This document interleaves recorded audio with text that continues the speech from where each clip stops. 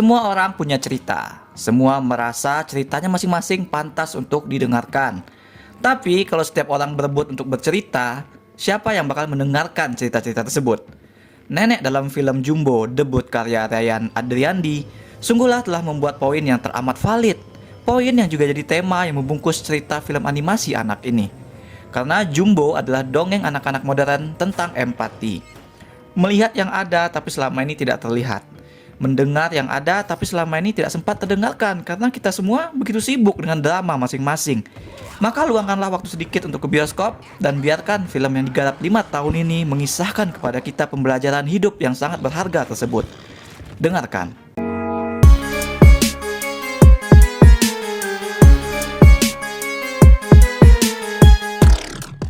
Jumbo itu julukan yang diberikan oleh teman-teman kepada Don karena badan bocah itu memang ya katakanlah cabi. Julukan sebenarnya juga agak terlalu positif karena sebenarnya Jumbo itu adalah ledekan. Teman-teman Don itu agak males kalau Don ikutan main bareng mereka lantaran Don itu kurang gesit dan omongannya kalau soal ngobrol itu selalu soal tentang buku dongeng Ksatria Gelembung. Teman-temannya jadi bosan gitu. Tapi mau gimana, Don just can't help it. Buku dongeng bergambar itu satu-satunya yang ia punya, yang ngingetin dia kepada kedua orang tuanya. Buku itu begitu penting bagi Don, sehingga sekarang dia mendaftar untuk ikut festival. Don ingin mentasin cerita di buku itu.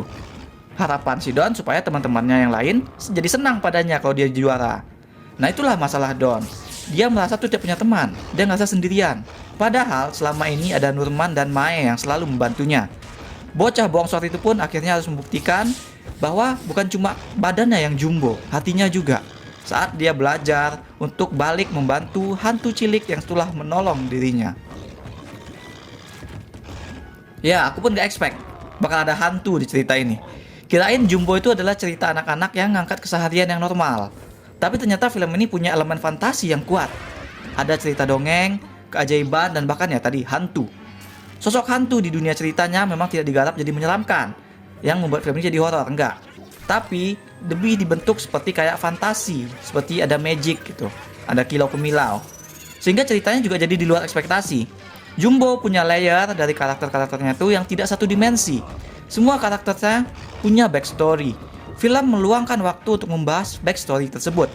Nah, dengan berlapisnya cerita dan elemen fantasi yang mengangkat cerita grounded ini menjadi fantastik, maka nggak muluk kalau kita bilang Jumbo ini punya kualitas storytelling yang bisalah nyaingin Pixar, at least dalam kotak yang sama dengan cerita-cerita Pixar. Karena Jumbo bukan cuma tentang kejadian atau petualangan, tapi narasinya berisi, padat oleh pembelajaran, ada world buildingnya juga, terus juga karakterisasinya kuat, sehingga anak-anak dan orang dewasa penontonnya dapat belajar sesuatu yang berharga tentang empati dari ceritanya. Film anak-anak di Indonesia itu jumlahnya sedikit, film animasinya apalagi. Dari jumlah yang sedikit itu pun, biasanya film-film yang menyasar untuk anak-anak akan ceritanya itu bermanis-manis, satu dimensi, menganggap bahwa anak kecil penontonnya tidak akan mampu mengerti jika ceritanya tidak konyol, jika ceritanya serius. Dan tokoh utamanya pun akan selalu dibikin seperti orang yang mulia gitu, yang tidak ada salah. Padahal pada formula naskah yang bagus, tokoh utama itu harus ada celahnya, harus ada kesalahan yang dia percaya, sehingga nanti pembelajaran dia menjadi orang yang lebih baik dengan menyadari kesalahannya tadi jadi terasa, dan itu yang bakal membuat film menjadi manusiawi dan dramatis.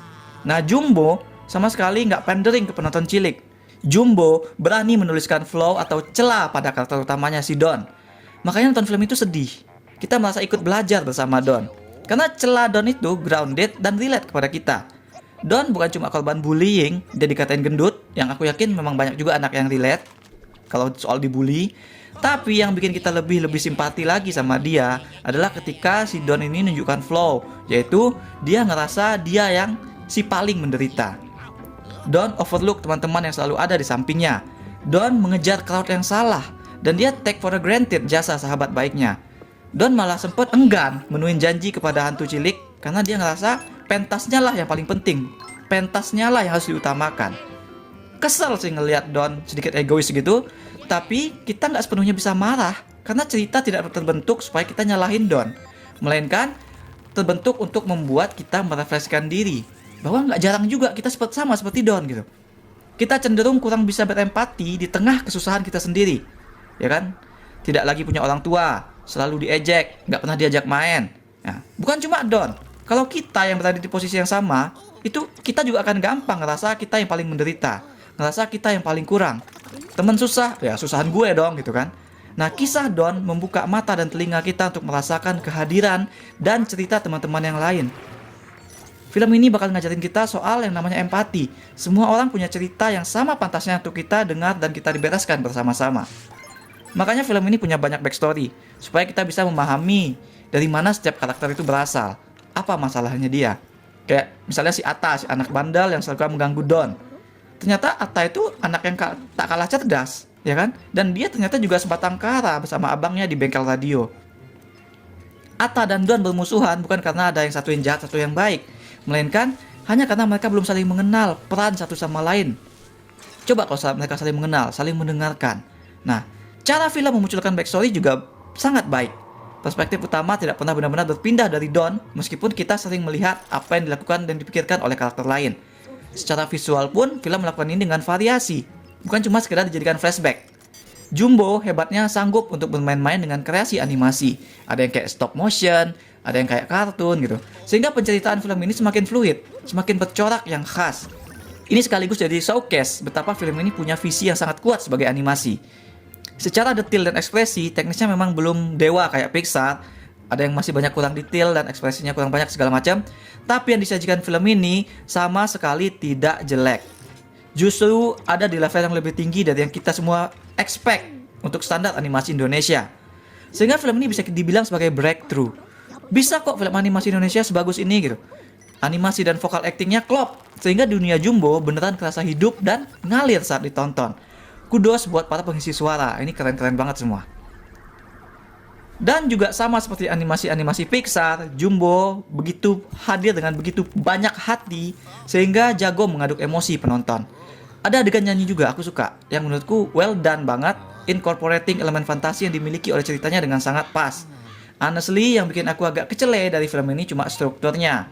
Aku agak kaget juga sebenarnya saat tahu ternyata makhluk ajaib yang di set di awal itu ternyata beneran simply a ghost, hantu gitu. Tapi naskah dengan cepat recover. Sehingga kita nggak permasalahin lagi tuh bahwa tiba-tiba ada hantu di cerita yang tadinya kayak keseharian biasa. Malahan berbalik jadi pujian karena film ini berhasil ngangkat elemen hantu tanpa membuat film jadi horor, tapi tetap jadi tanah fantasi. Nah, kecele yang aku maksud adalah soal pentas seninya.